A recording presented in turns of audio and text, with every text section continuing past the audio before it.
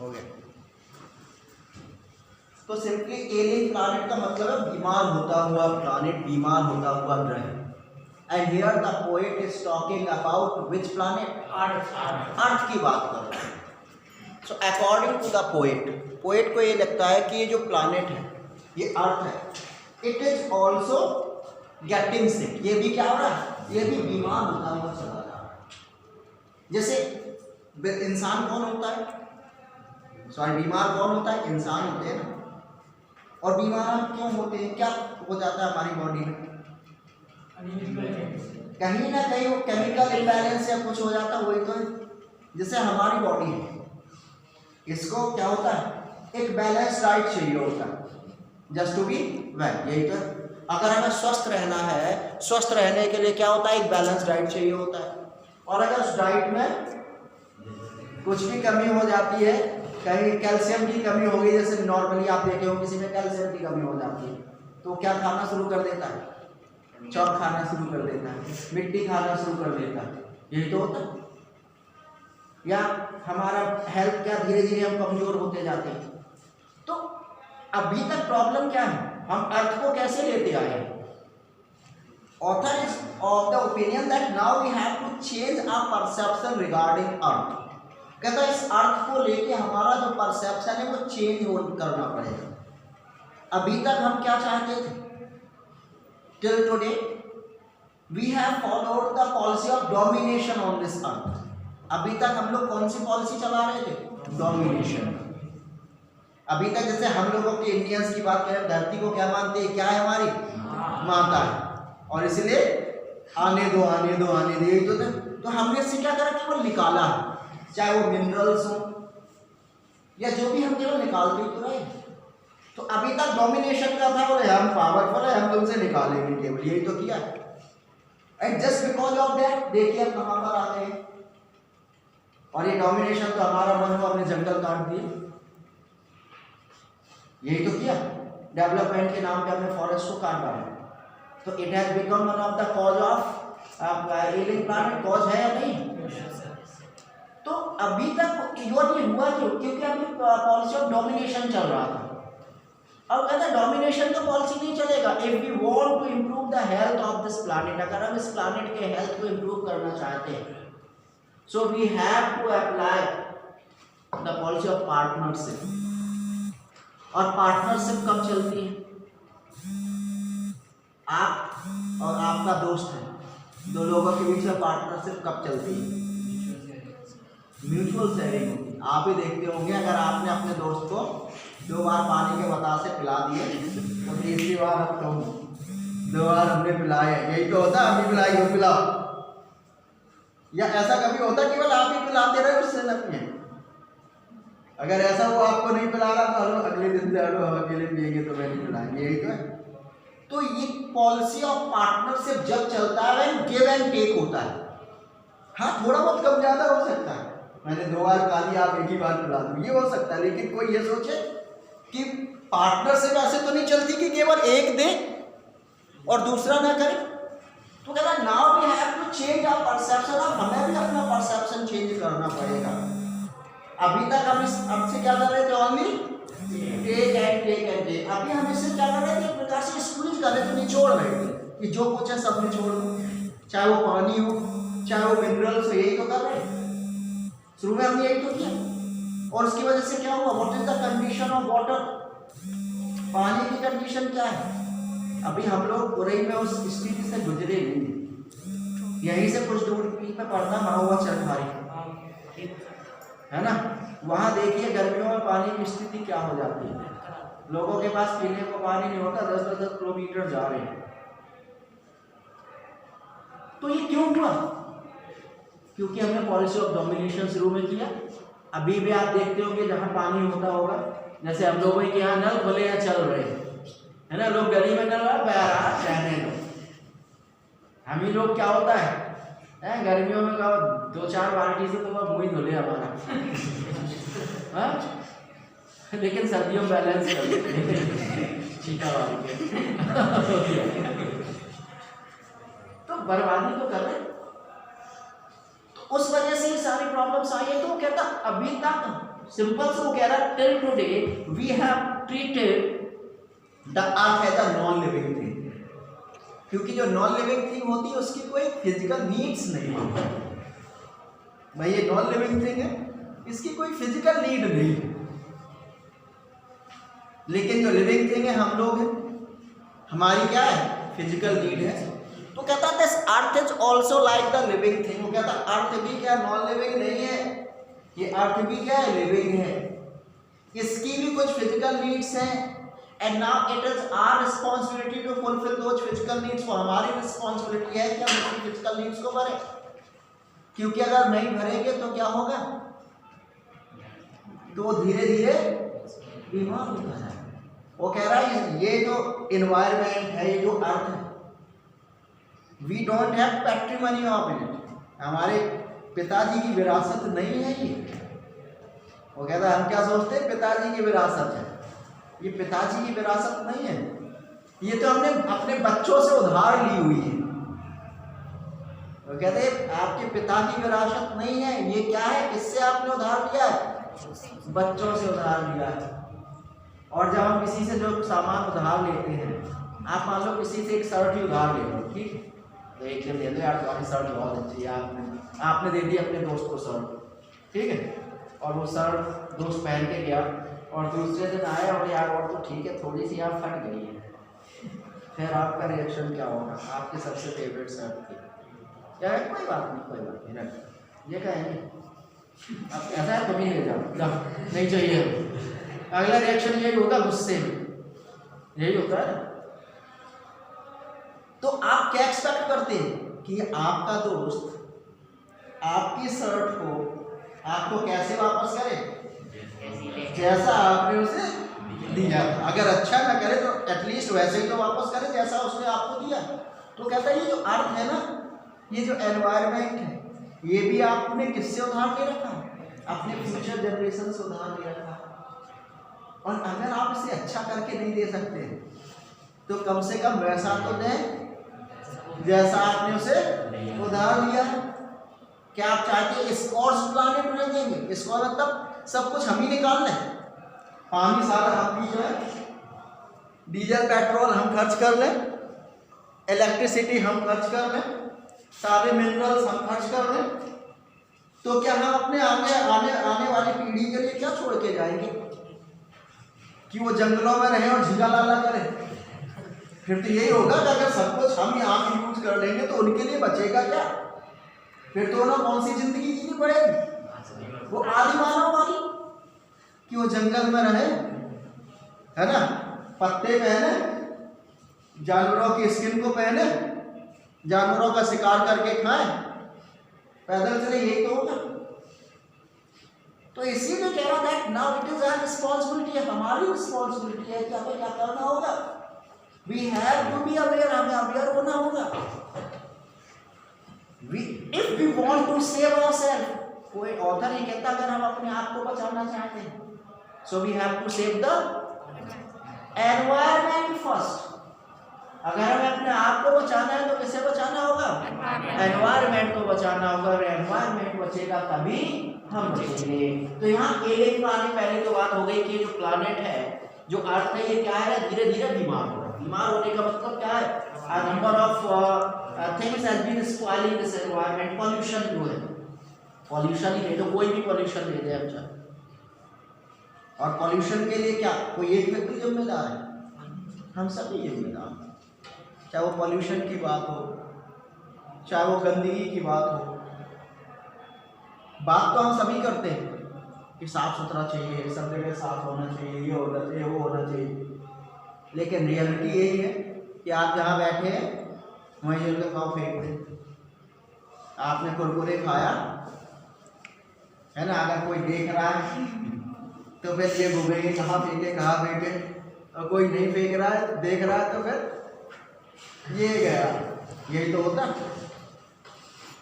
तो ऑथर ये कह रहा कि सिंपल सा, if you want to change the world so you have to change yourself. यही कहा जाता है अगर आप इस संसार को बदलना चाहते तो पहले तो आपको बदलना पड़ेगा। तो अगर हम चाहते हैं if we want to bring the change in this world, so we have to change our attitude.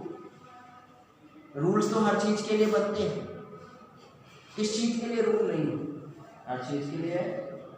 But if we talk about we Indians, we felt great pleasure by violating the rule. तोड़ के जितना मजा, जितनी खुशी मिलती है उतनी शायद कहीं नहीं मिलती।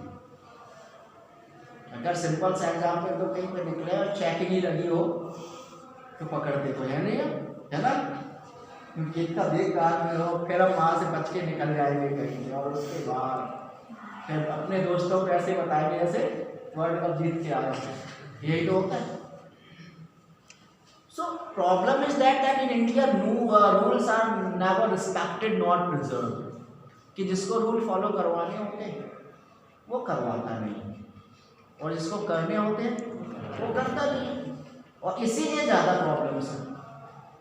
तो गवर्नमेंट बहुत सारे रूल्स एंड रेगुलेशन बनाती है कि इतना होना चाहिए और इस प्रकार से रहना चाहिए, फैक्ट्रीज में ऐसा होना चाहिए, कि ऐसा होता है।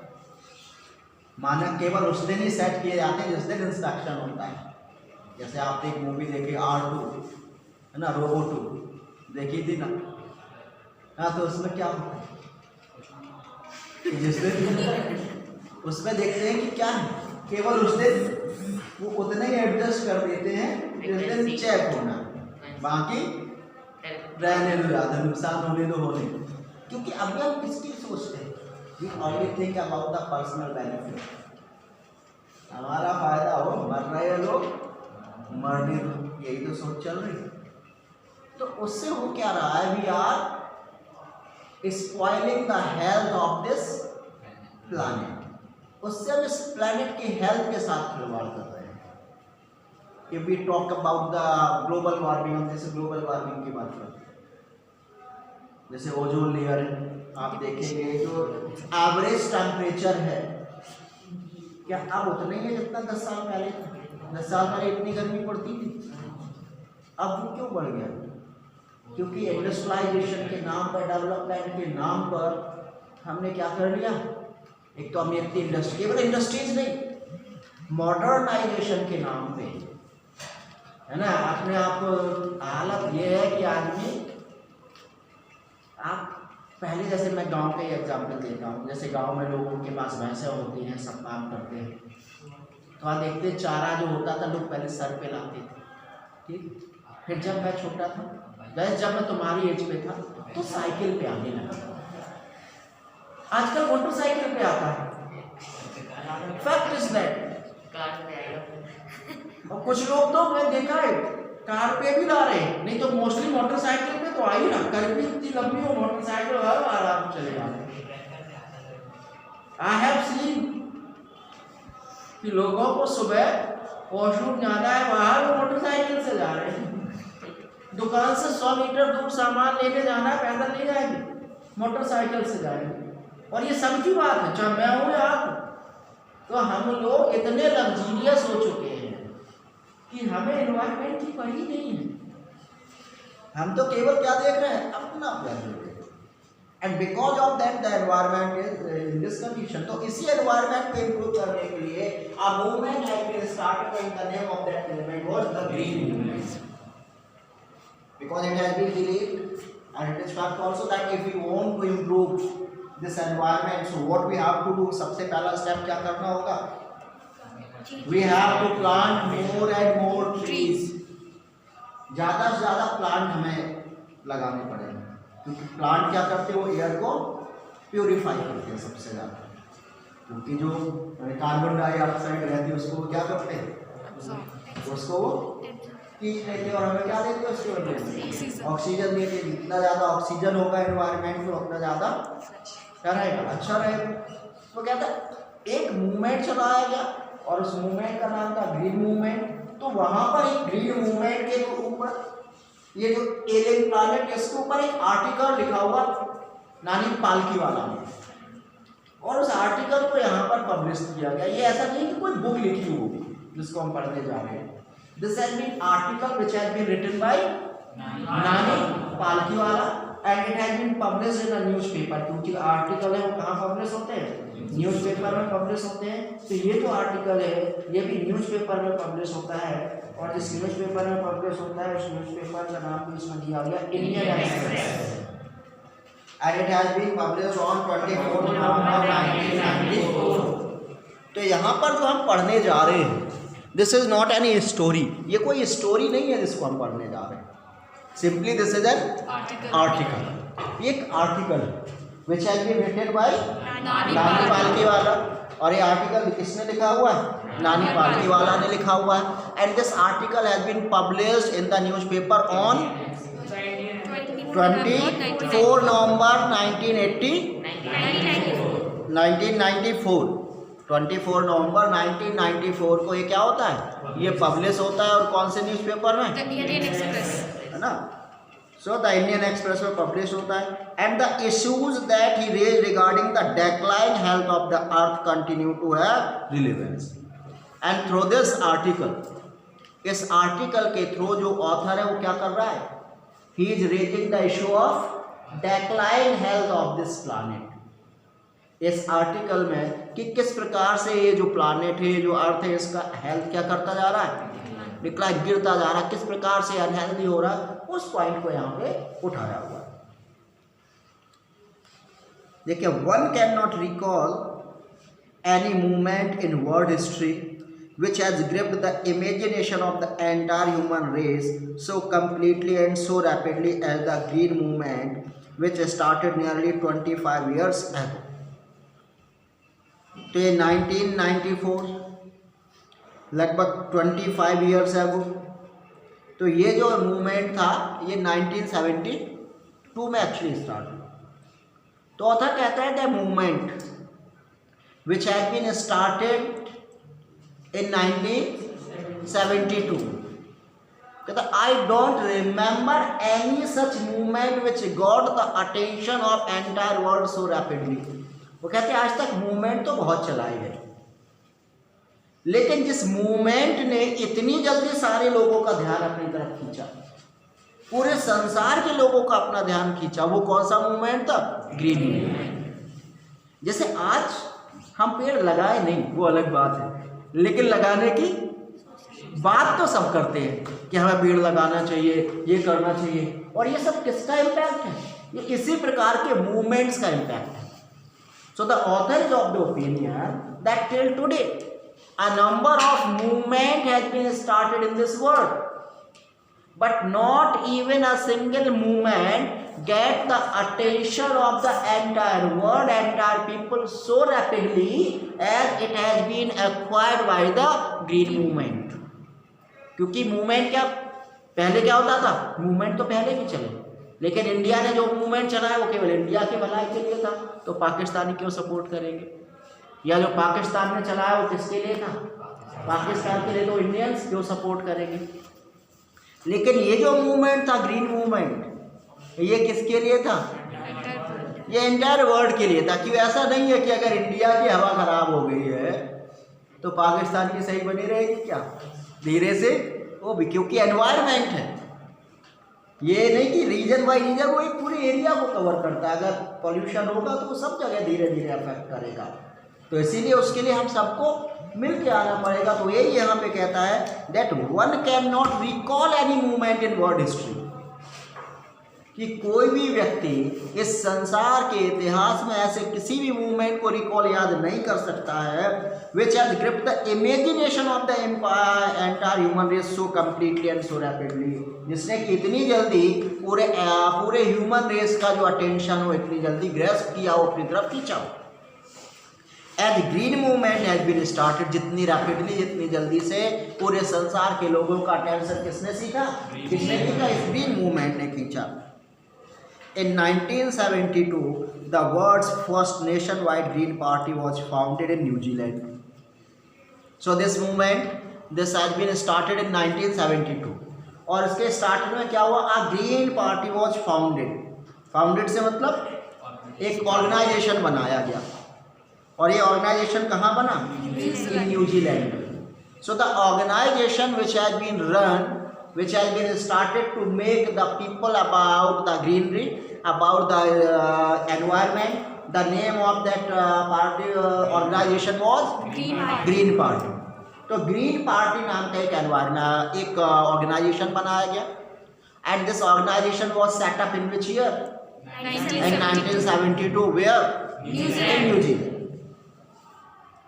Since then, the movement has not looked back. Because since the day this movement has been started, जिस दिन से ये movement चलाया गया था, from that day it didn't look back, मतलब ये आगे ही बढ़ता गया, it became successful and successful and successful. उसके कभी असफल नहीं हुआ, इसने बहुत ज़्यादा सफलता पाई. And we have shifted. कहता है because of this movement now a shift has a change came into a perception. कहते हैं इसने क्या किया? we have shifted our hopes. इसने हमारी आशाओं को शिफ्ट किया है irrevocably from the mechanistic view to holistic and ecological view. कहता है because of this movement a change came into a perception. हमारी विचारधारा में चेंज आया, हमारी सोच में चेंज आया. And now we have shifted our perception from mechanistic. अभी तक हमारा सोच कैसा था? mechanistic. mechanistic से मतलब machines, मतलब पूरा फोकस किस पर था? machines means to set up more and more industries, more and more factories to make progress, to develop. यही तो था. तो अभी तक हमारा फोकस पूरा किस पर था? मैकेनिक्स पर, मशीन पर. लेकिन अब किस पर हो गया? Holistic and ecological view. Holistic मतलब कंप्लीट. अगर वो चाहते हैं कि हमें डेवलपमेंट करना है तो ये थोड़ा कि हम पैसे से तो डेवलप कर जाए. पैसा तो हमारे पास बहुत हो, बस हम चल ना पाते हो, तो वो तो डेवलपमेंट नहीं है. डेवलपमेंट का मतलब है कि हमारे पास पैसा भी हो, हम फिजिकली भी फिट हो. तो उसके लिए अब हमारा शिफ्ट क्या हुआ? पहले हम केवल मैकेनिस्टिक व्यू था, हमारा व्यू था इंडस्ट्रियलाइजेशन और ये सब, लेकिन अब हमारा व्यू चेंज हो गया. अब ये हॉलिस्टिक हो गया, कंप्लीट है.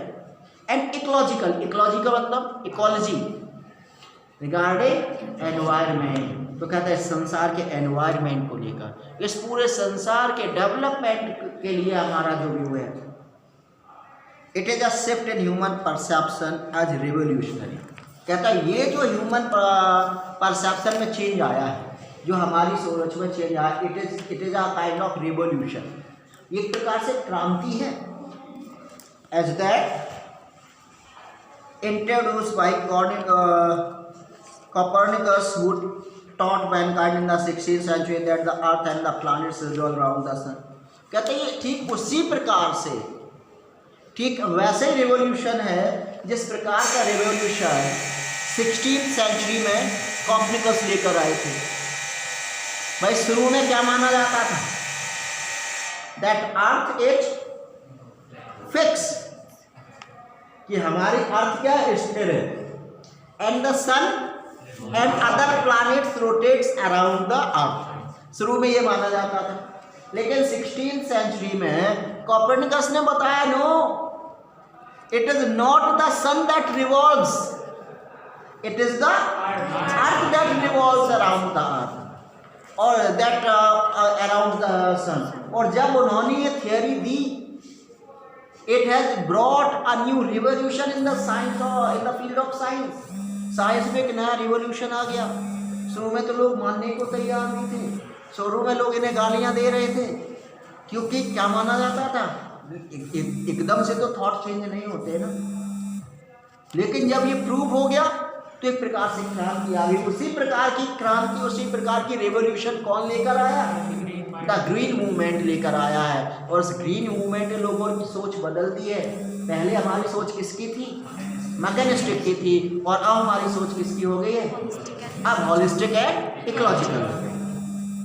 ठीक है, यहीं पे ठीक करो, उसके बाद करेंगे उसको.